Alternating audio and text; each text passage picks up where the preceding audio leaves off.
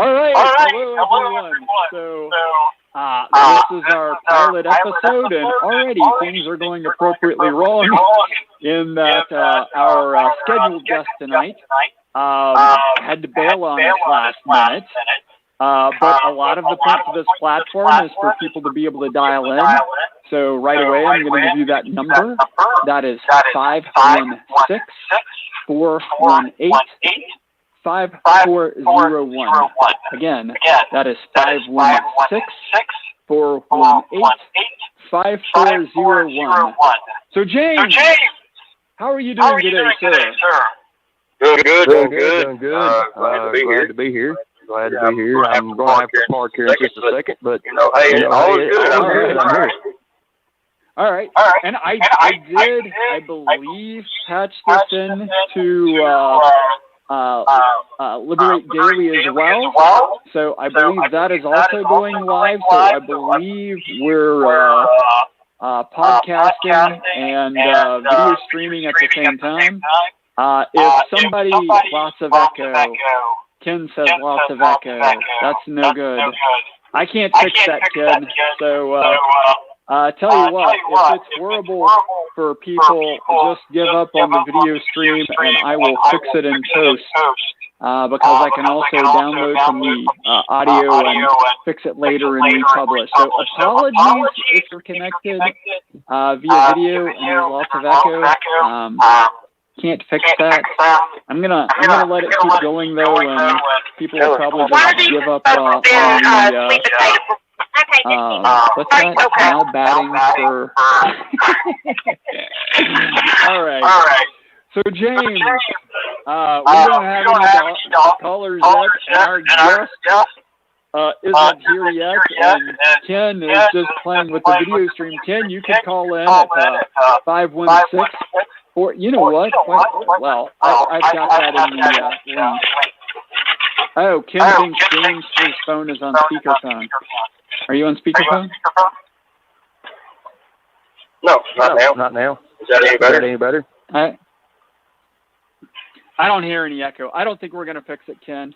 It probably has something to do with something squirrely I'm doing here. I've got multiple laptops and multiple data streams going, and James is poking at the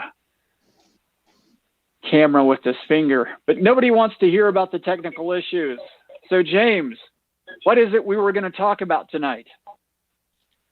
Well, we didn't really have a script. We were just wanting to get a guest on and then kind of bring up like 3 different issues and just talk. Well, did you bring any issues? Let's talk about something I want to talk about. Actually, is the qualified immunity. Okay. But we always want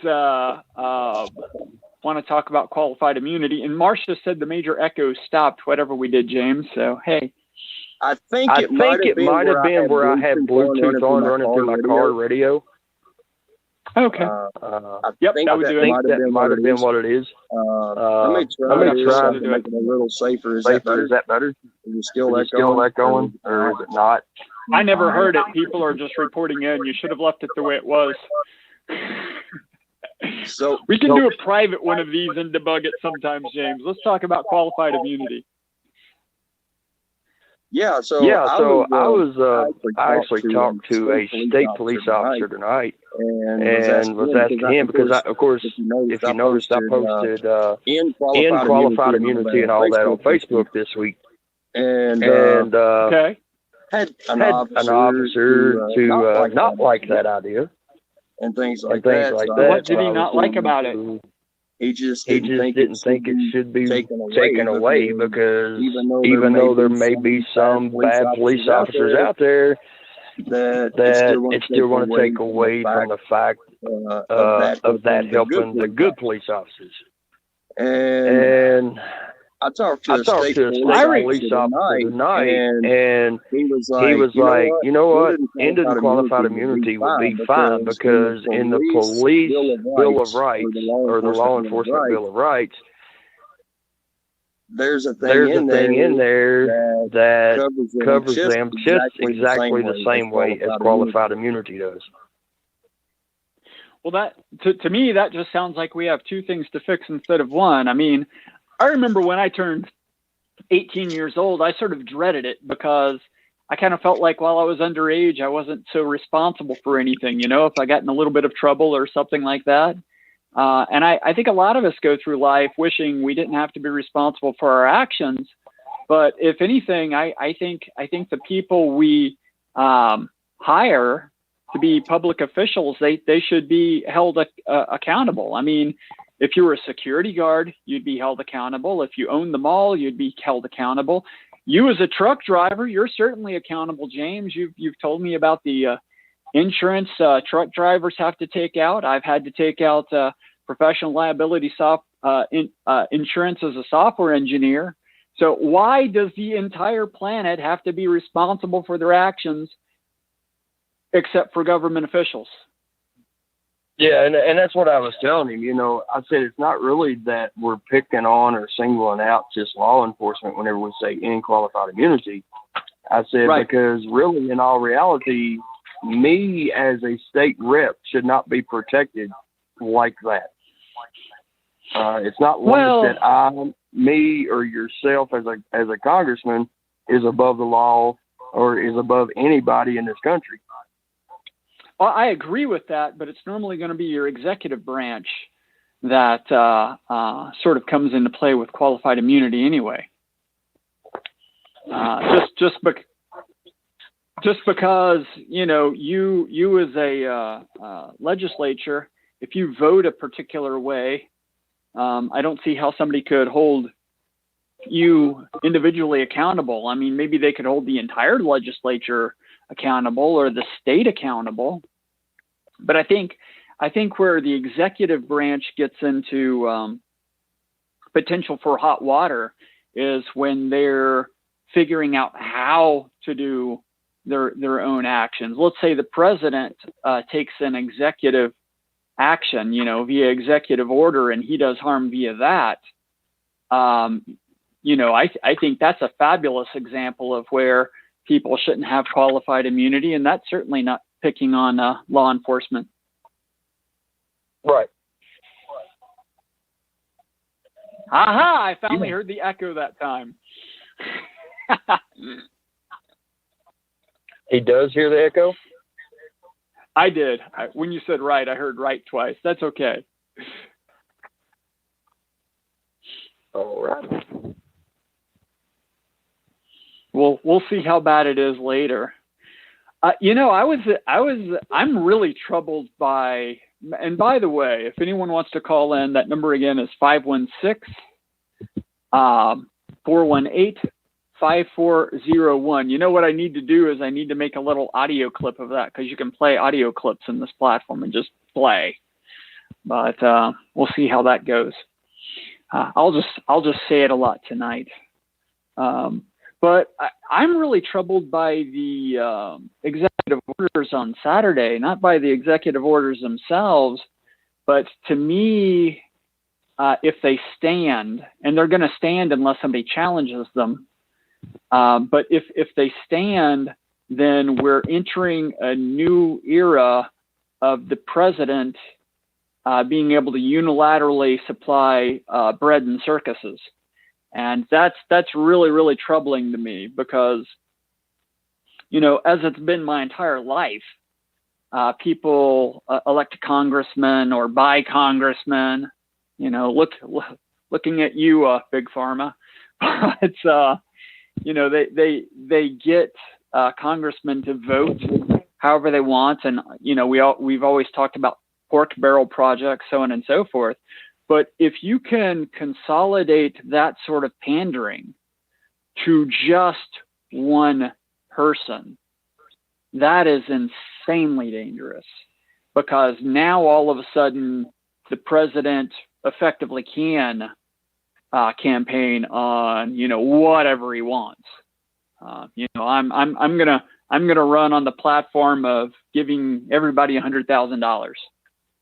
Right. I don't know. That's my fear about this weekend. And, you know, I have different commentary on the executive orders in question, but the executive orders in question aren't really what trouble me. What really troubles me is the ability for one person to be able to supply the populace with bread and circuses. Right. Yeah, one person, with the duopoly, with the only thing they want to do is argue back and forth and do this and that with each other, I don't see it not going without being challenged. But will it be challenged the right way? That's the question. Well, there's basically three things they can challenge. There's the fact he's giving $400 unemployment, you know, extra benefits in unemployment, and actually federal's giving $300, and then he's expecting the states to give $100. So I can see the states suing them, but if the states sue them to say we don't have the $100, I think a lot of the people in that state's going to be, wait a minute, if we come up with 100, we get 300. Come on, Gov, we can't get this somewhere. You know, how are we not going to do this? And then as far as Congress suing them over that, I mean, I don't think there's going to be a whole. I don't think Pelosi, and Pelosi might prove me wrong, but I don't think Pelosi's going to be real keen to go. No, you can't go giving people $400. Hey, we have a caller. I just got to figure out which one the caller is. Caller, I'll be with you in just a second. But I don't think Pelosi is going to be real keen to do that. You know, there's a screening option, but we're going to skip that entirely and just go live. Hello, caller. Hello. Can you hear me? I can. Yes. Oh, okay, great. Who are we speaking with? I'm speaking with Suzette, and I'm calling from Southern California. Oh, wow. Cool. How are things in Southern California? They're very sunny, very warm. Other than that, we've got a wacky governor, and I live in Southern California, so southern that we're close to the border, and everything seems normal as far as the whole COVID thing, which is good. We don't get picked on too much down here. That's good. Yeah. So what were you wanting to discuss with us? Oh, I was just wanted to comment on you were discussing the executive order this weekend and being uncomfortable with it. And well, with each new administration, you know, those executive orders can be reversed by the new administration. You know, and this executive order is temporary because Congress can't seem to get their act together, and that's on both sides of the aisle. You know, so he had to do something because people are hurting as far as needing to be able to survive. And so I think that's why he did it, you know, much like Obama did the DACA. You know, the Dreamers needed something to say that they could stay here and you know, they're here through no fault of their own, and they need a chance at life, you know, having a life. They've been here already, so. You know, I totally agree with you on the DACA, and I actually kind of have a nephew by marriage who is a dreamer, and you know he's been here since he was like 2 years old. He doesn't really remember his country of origin, kind of some faint memories of coming across the border. But even at the time, I had a lot of problems with what Obama was doing. Explicitly because of the temporary nature of it, the reversible nature of it that you were talking about. Because, you know, he in effect got millions of people to disclose information to the federal government to put them at future risk, and nothing got fixed in a permanent way. And, you know, one of the huge problems with things being done by reversible or challengeable executive orders is people are left not really knowing what to expect. Like the tax deferment, it's deferred until when? is it going to be permanent? Are you going to end up owing it? I mean, if you're not having to pay those taxes right now, how happy are you really? And for that matter, even before you go home with that money, there's the idea of your employer is going to have to figure out how to not withhold it using their existing tax system. And then you or your employer is going to have to figure out where to put it. So there's a lot of problems that come from temporary fixes. Sure, but if you know, and you almost pretty much stated it there as far as the unknown, it was signed and worded in such a way, it was carefully worded for that purpose of leaving it open to the states, to the employers. It's not a mandate. It's right. Just a door that he opened. So if you can do these things, you have the power. You can do that now. Right. If you can't do them or you don't want to do them, you don't have to do them. But I've opened the door to make it, accessible for you. Right. Should you be able to? And I agree with you. Now certainly, it's certainly the moment in time that if anyone were going to do such a thing, I see why it's so tempting, but I still am not comfortable with it because now we're one step further down that slippery slope. So I'm afraid of where it heads. Totally agree. But that kind of hopefully, which it didn't last time. I'm sorry, I didn't mean to interrupt you. Go ahead. No, go ahead.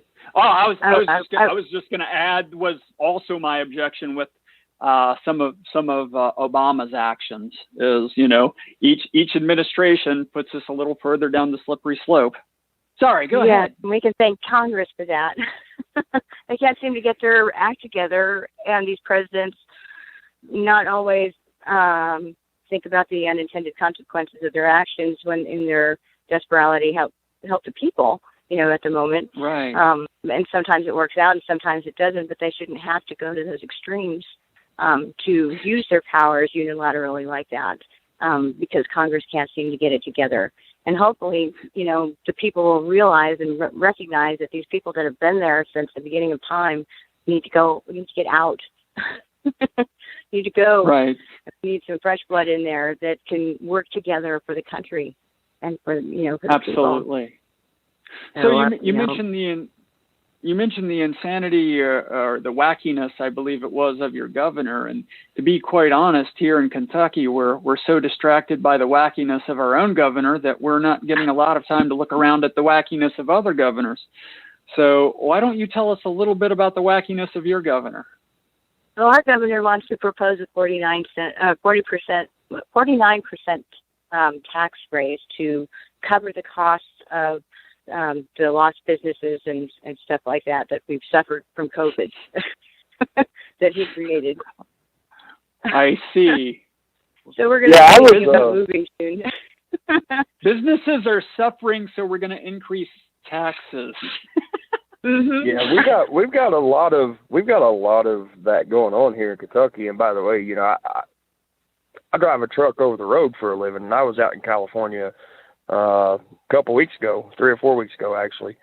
And I could just tell by talking to people out there, you know what? These people are fed up with their government out here, just like we are in Kentucky. And of course, I didn't, research and see what kind of executive orders, your governor out there has been passing. But I kind of got that sense and that feel that, it just, the people, the residents out there, they just simply didn't like it. He's, I believe, Nancy Pelosi's nephew or grandson or something like that. So, the fruit doesn't fall too far from the tree, family tree. Yikes. Yeah. Have you? The truck drivers have it hard right now. I was reading today, as far as the police protection and the trucking companies and independent contractors not wanting to drive through states that are having these riding issues because it's dangerous. You guys can't be expected to put your life on the line. That wasn't in the contract. Right. Yeah, it's a tough job. I mean, trucks get shot at now just about daily. Truck drivers stop to go to sleep thinking they're good with their doors locked. Well, only to get woke up by the first shot coming through their truck and getting killed by the second shot. it's tough times out there for, you know, the truck drivers and things like that. But, you know, we fix the government. We fix a lot of problems in this country. So God bless you for keep tracking. I mean, bringing the supplies and things to people that we need. So God bless you for hanging in there, and Godspeed. That's just my job, but thank you. I appreciate it.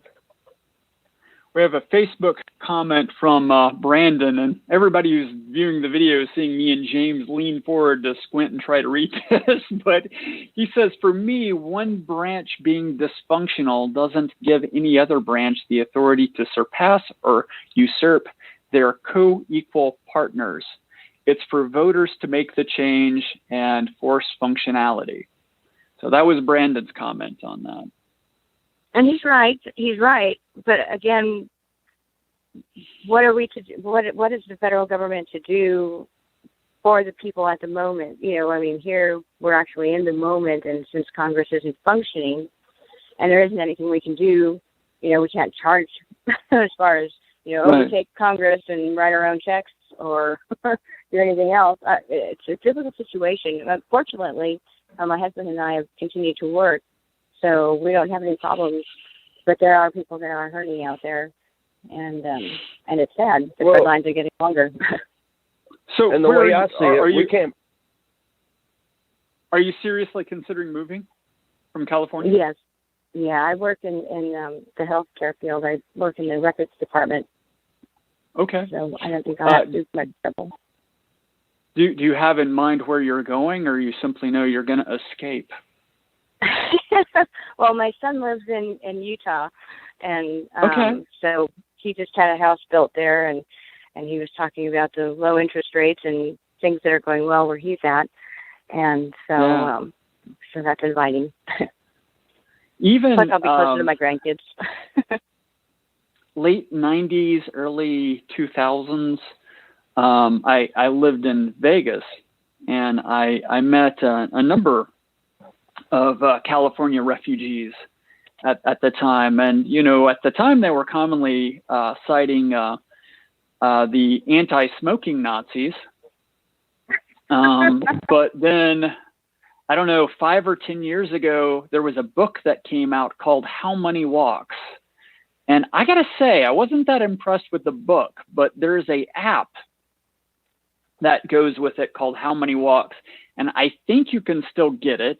And it is a fabulous application because you can go into it and you can research how much tax money is moving from one state to the other and, you know, where they tend to go. So like you can go to California and you can see, you know, how many, you know, millions or hundreds of millions or whatever of tax revenue exited California and moved to other states in the last decade.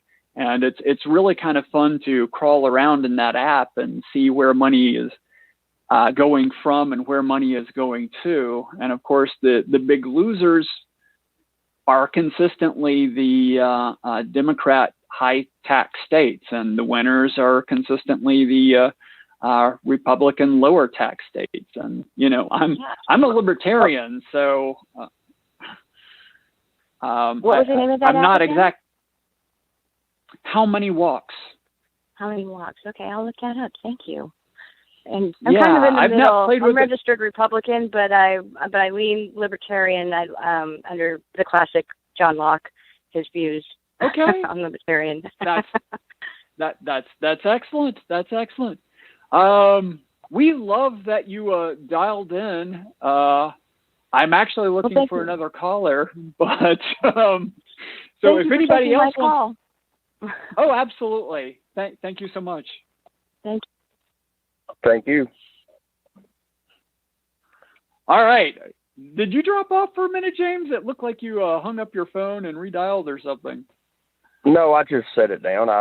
While you two were talking there, I was enjoying the conversation. I said, well, I'm going to rest my arm for a second. So, no, I never dropped off. Oh, okay.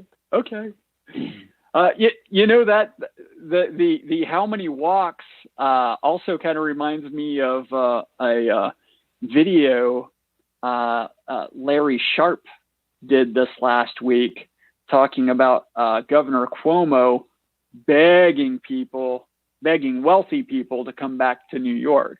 And I just posted a link to that on Facebook and YouTube in this video.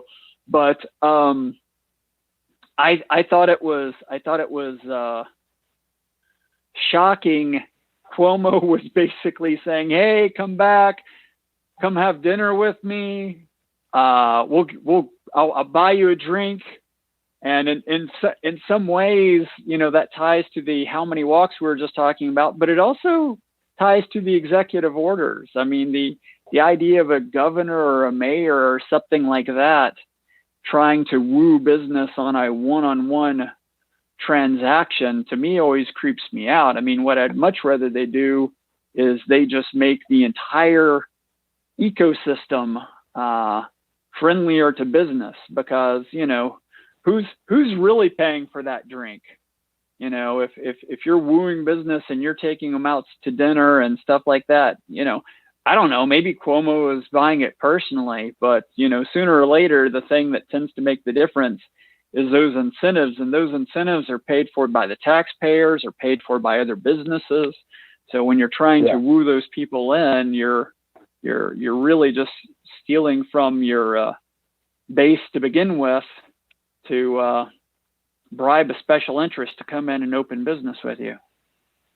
Yeah, and she mentioned, that caller, she kind of mentioned, she's leaving California. When I was coming out of California last time I was out there a few weeks ago, I actually seen people as I was leaving, and on the back of their car in that windshield paint said, "Goodbye forever to California." And I mean, people's really actually leaving California because of what's going on out there. Yeah. Well, they've been leaving California for at least 2 decades. Yeah. It's just picked up a little bit more rapidly, since all this started and all these crazy executive orders that all these states are dealing with their governors, and I don't know. I hate to say it, if you leave California and come to Kentucky, well, you're just leaving one state and coming to another, because our governor's doing the same old. Well, our taxes aren't as high as California. And there's a lot of state level stuff in California that to me is really egregious. But so I say Kentucky's incrementally better. Plus there's the bourbon. Brandon's telling us something about an aluminum plant, and I've not been keeping up with that. Do you know what he's talking about, Toller? I do not. Brandon, man, why don't you give us a call at 516-418-5401, and for that matter, in Facebook, you should be able to. You know what? I'll just type it here. That way, I know for sure. 516-418-5401. Let me check my typing. I haven't heard about it, and I'm really not sure exactly where that aluminum plant is. Well, I remember they were making one in eastern Kentucky a few years ago, and I think the interest was making aluminum off of coal, because you need a lot of heat for aluminum. But I don't really remember much more than that, and I didn't know. I don't know. Anyway, if Brandon's going to call, Brandon will call. We'll see. Yeah, hope it does. I've got somebody on hold. Maybe that's Brandon. Maybe it's somebody else. Bring him in. I'm bringing him in. Sorry, caller. I've not got real good at watching all the screens I need to be watching yet. Who do I have? Oh, this is Naj. Naj? Yep. Hey, Naj. What are you calling about? We're doing well. Atlanta. Yourself, sir? Ah, excellent. Yeah. How are things in Atlanta? That's fine. Nothing to complain about. He didn't sound too for sure about that answer, but well, Well, we were kind of looking for callers that had something to complain about, man. Well, I mean, come on, man. There's always that. Like, there's never a question where you can find those things. But right. First things first. After you gave that book title, I started looking into it. Yeah. Did you see who wrote this book?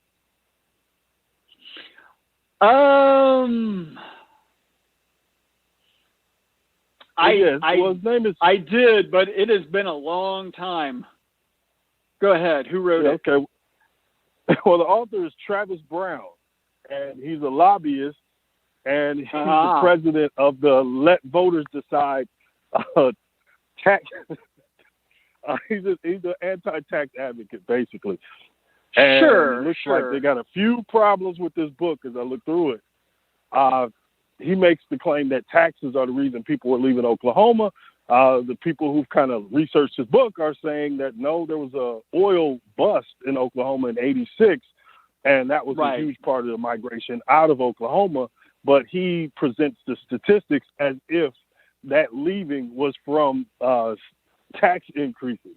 So it gets really weird and wonky, man, when you get in these spaces. Right. Because you got so many people who have their ideology as the pusher of what it is they want to know or want to display. So I don't know, man. I'm having a hard time understanding people who don't think infrastructure and a little bit of government kind of matter as we sit in the midst of a pandemic. Well, that's kind of important, man. That's a good point. Infrastructure definitely matters. I mean, Toller on the line, he drives across the infrastructure every day, and I'm a huge fan of infrastructure. What I don't like is when people get excited about how much money can be spent on infrastructure. Instead, we need to be focused on how good an infrastructure we can get for the money. But quality infrastructure definitely creates efficiencies, and that is definitely what you want. And I do remember enough of the book to remember that it was not a really level book. And like I said, I didn't actually like the book that much, but the app was fabulous. And if you grab the app and you can explore the data yourself, and you're absolutely right. People always read into everything, whatever they want to read into it.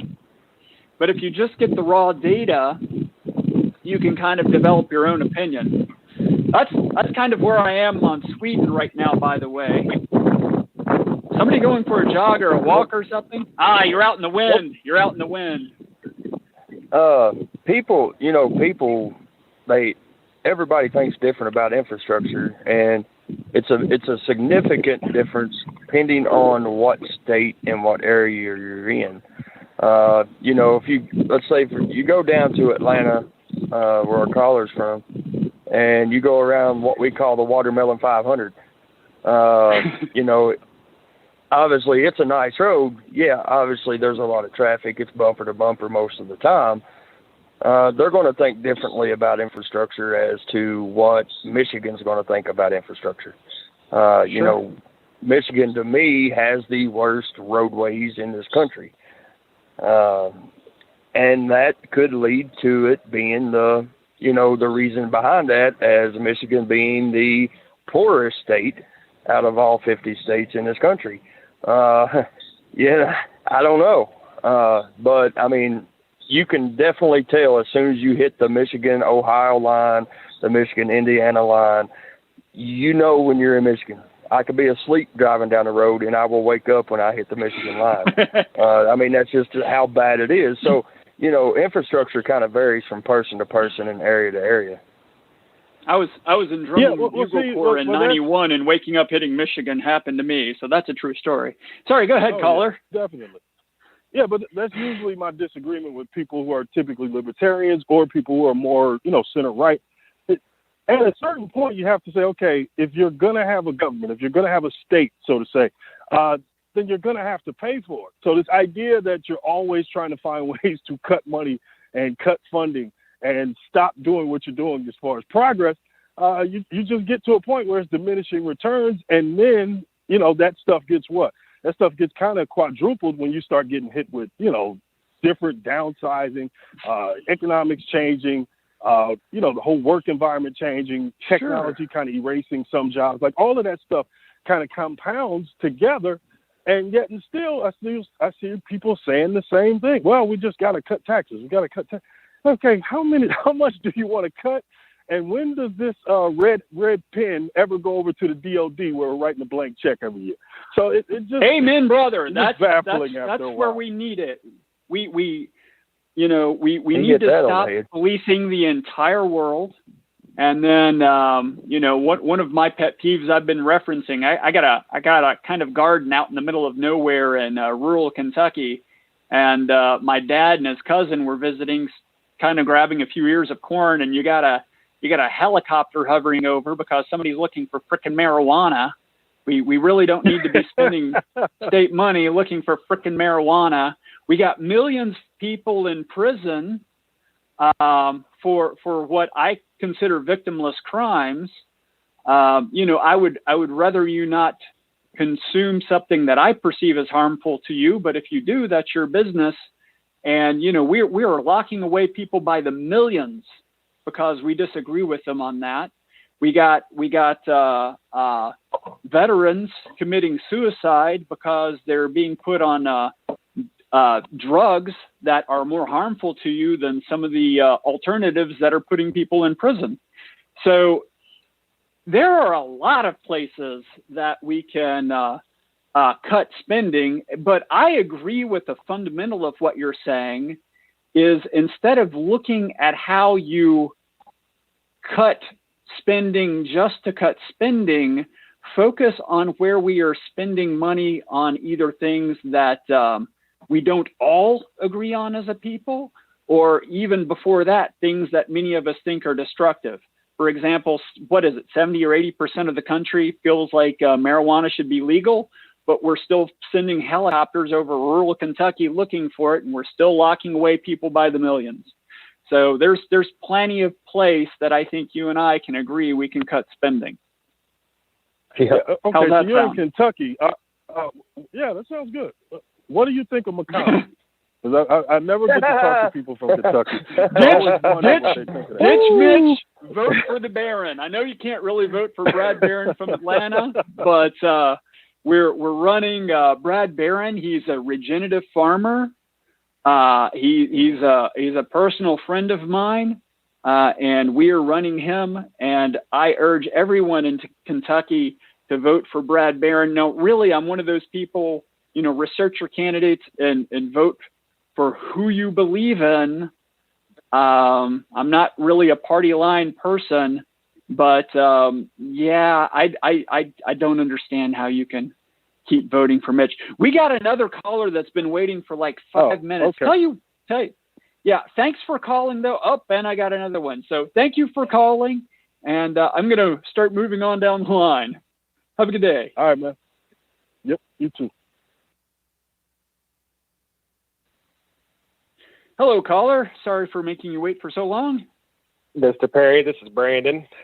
Short-time listener, first-time caller. Yeah. Nice to talk to you. That's okay. You're a first-time listener, too, on this show. That's the first podcast we've done. Over here in Lancaster, supposed to be working on my newspaper, but instead I'm procrastinating and listening to you. But this falls right into you're talking about Moscow Mitch. What I was talking about, the aluminum project. Yeah. I'm sure you're familiar. It probably will. You'll be reminded. It's called Brady Industries. Big corporation supposed to come in. Guy named Bouchard was putting a $10 million investment into Ashland, Kentucky. But Ashland lost, of course, on the border with West Virginia, lost a lot of their industry when Ashland Oil moved out. So this is going to be a big time thing, create hundreds and hundreds of jobs for Appalachia, for the my family, my people up there in Carter County. That's where my family's from. And excellent. And you're talking about Moscow Mitch. Well, part of what happened was that Bouchard apparently was going to raise this money for this aluminum plant, and he was going to invest in this community. Well, he didn't have quite enough. So what he do? The top place to make aluminum in the country is Russia, and so he went to a Russian investor. Unfortunately, this Russian investor was on the list that, because of the hacking and stuff like that had been, I can't remember the word for it, but basically he wasn't allowed to do business in the United States. Right. So Moscow Mitch had a vote to try to pull back some of those restrictions on some of these people that were close to Vladimir Putin. And he actually had 11 Republican defectors, but ended up getting it passed to pull back some of these restrictions so that this guy could come partner with Bouchard to go in with Brady Industries. So now it has started, it has stopped. Now we got a Russian investor. Moscow Mitch has helped out because he doesn't care about sanctions, he just cares about the power and the money.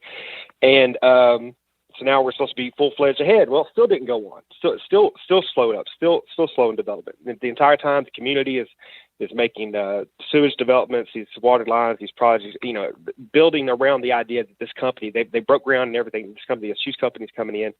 And so actually Bevin in 2017 got, at the very last minute, got the Democratic state legislator to invest $15 million of taxpayer money into the project.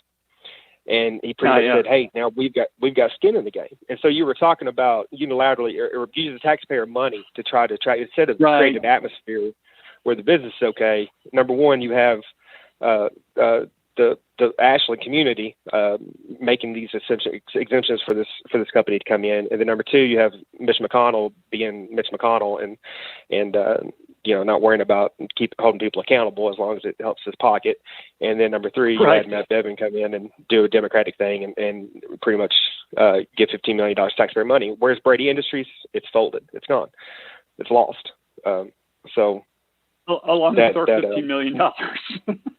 Yeah, and with the taxpayers out $15 million, and it's just 650 jobs that never came.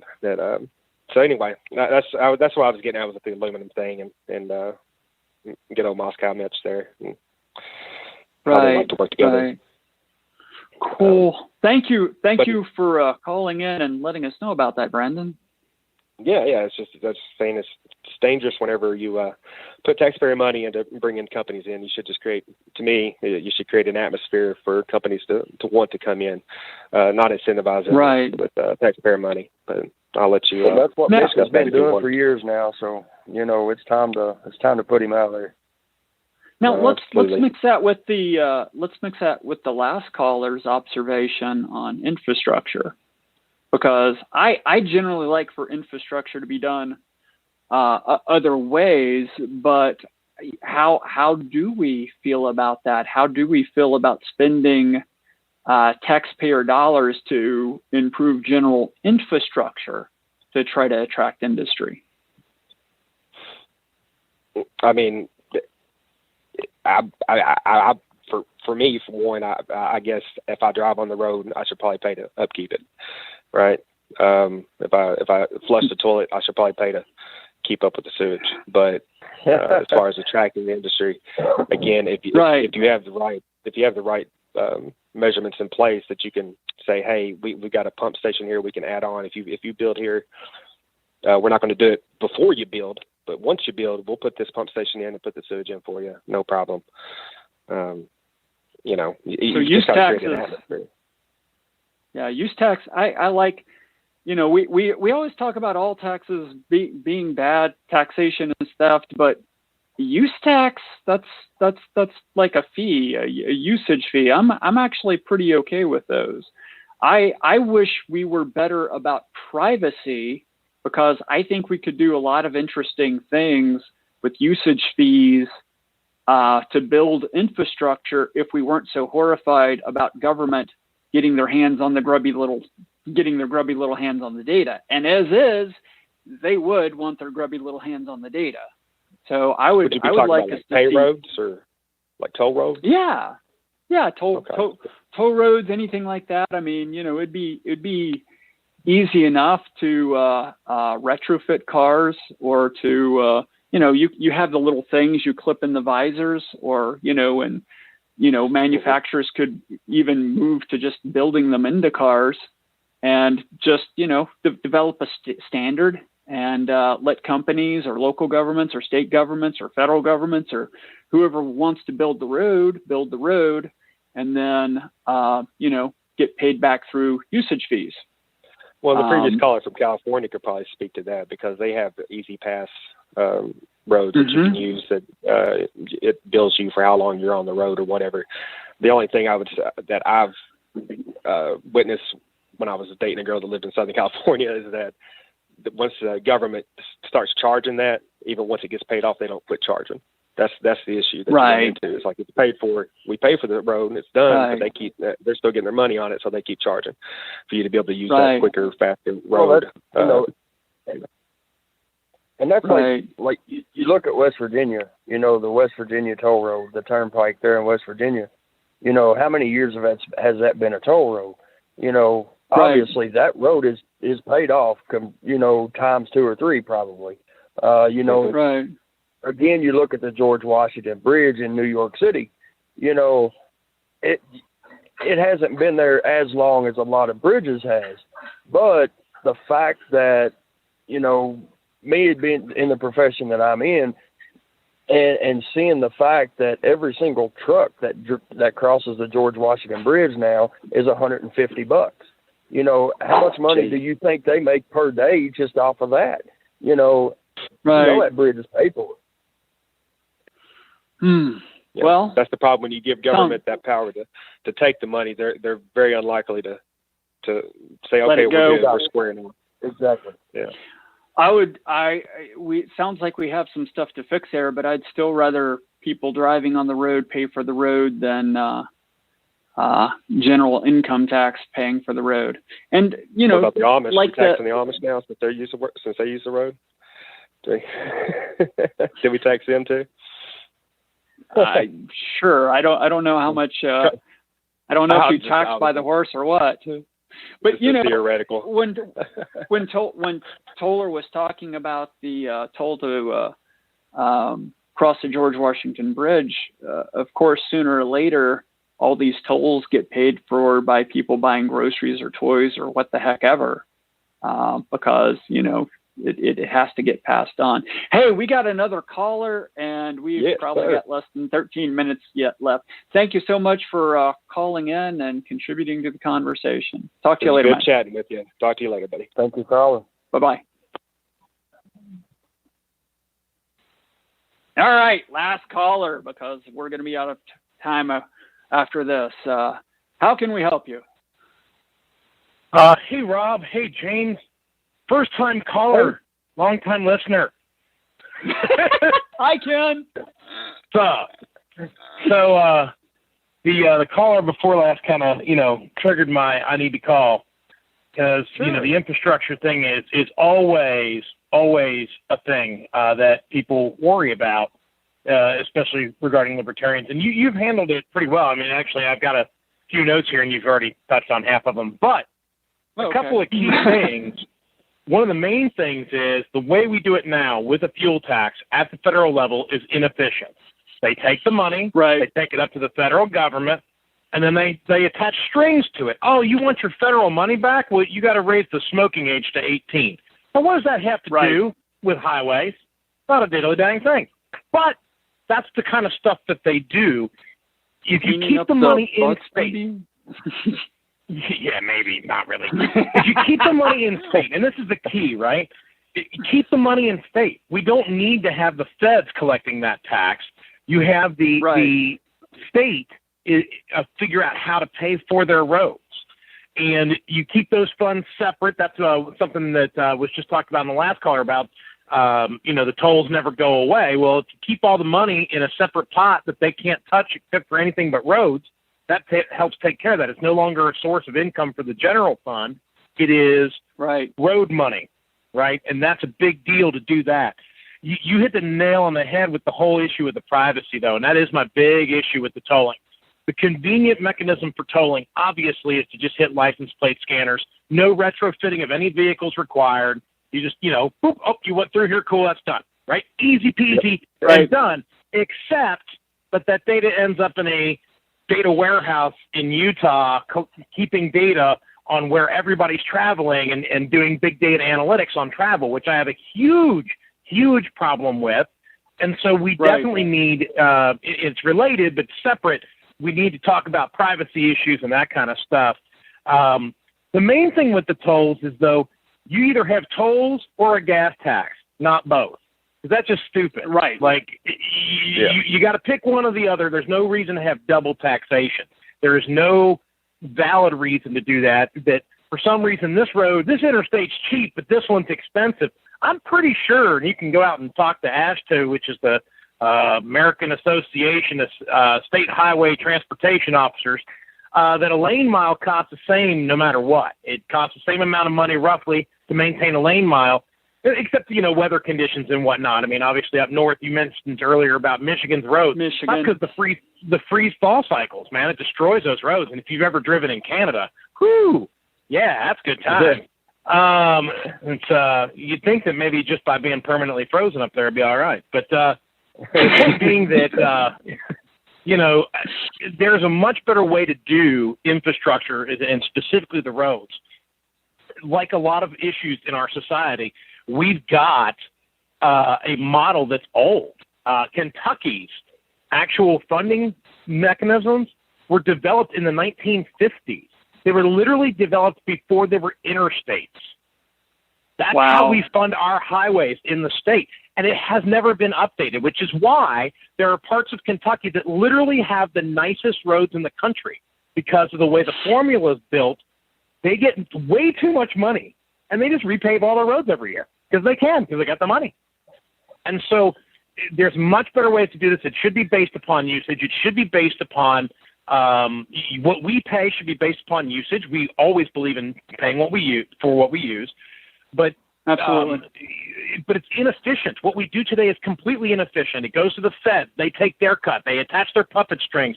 It's all political. It's federally political. We talked about McConnell earlier. You ever notice that Mitch McConnell doesn't do diddly squat until about a year before he's up for re-election? All of a sudden, he's building all kinds of stuff and bringing all kinds of money back. It's like, oh yeah, look what I did. Here's some stuff. Here's some stuff. Re-elect me. And unfortunately, the voters fall for this, and it's sad because literally it's like 5 years of completely ignoring he's from Kentucky, and 1 year of here's a pilot. Look what it's like the crazy uncle that comes to Christmas once every 6 years and brings lots of presents or something. I mean, anyway, that's the point is that there's a better way to do this. What we're doing now is dumb, and we should do better. And so when you talk about changing things, you got to flip. You throw everything out and start over sometimes. And in this case, other examples, our public education system is a 1950s model system. There's our nuclear power is a 1970s model, right? All these things are old models. That there are better ways to do it. I thought nuclear was older than 70s. Actually, I thought it was 50s as well. The 1970s, the last reactors that were built in the United States were built in they started in the early 70s, were completed in the late 70s, and they're all the big rod-style reactors, the ones that are dangerous, like Fukushima and all that. And there are much safer, better technologies out there, and that's the same thing, right? Don't get stuck in the past, right? And a lot of this comes down to people being fearful they're going to lose their jobs and things like that. But there are ways to do this that people don't have to lose their jobs. They can just do a better job more efficiently. And then we're all more efficient and we're all smarter and have better roads and better power. We can do that. Yeah. And that's what, that's why it's important for people like us, libertarians, to speak about these things, because the D's and the R's are entrenched for whatever reasons and multitude thereof, entrenched in those 1970s, 1950s way of doing things. Right. Well, you might lose that job, but you're going to get another one. Yeah, you lose one, gain two, you're doing good. I mean, the thing is, it all goes back to that old thing about the digging ditches, right? We could all just dig ditches and fill them back in, and that's work. But that's not efficient. Right. It's not actually accomplishing things, and it's not actually making things better for anybody. And so half the country could people have more value. Half the country could dig ditches, and half the country could fill them in, and we'd all be fully employed and starving to death. Right. Yep. We're not actually improving things. And so I believe that all people have the ability to contribute. I believe all people have the ability to rise above where they are right now. And all we have to do is provide that opportunity and more specifically, not even provide the opportunity, stop the roadblocks. And that's what we need, is to just stop the roadblocks and let people succeed. Anyway, I'm ranting, but I do that. Well, yeah, and we got to end soon because we only get like an hour of this a day. But what Ken just hit on to me is the beauty of the libertarian message is that everyone works cooperatively with the world around them, and we each contribute to make the world a better place. And whose judgment? And the judgment of the people we're exchanging value with. That's all. Yeah. You just work with the people you meet, and you say, hey, I'll make your world better by doing this if you'll make my world better by doing that. Right. Exactly. Because I have no interest in farming, but I'm glad people do that because I like to eat. Which is a good reminder. Vote for Barron, Brad Barron.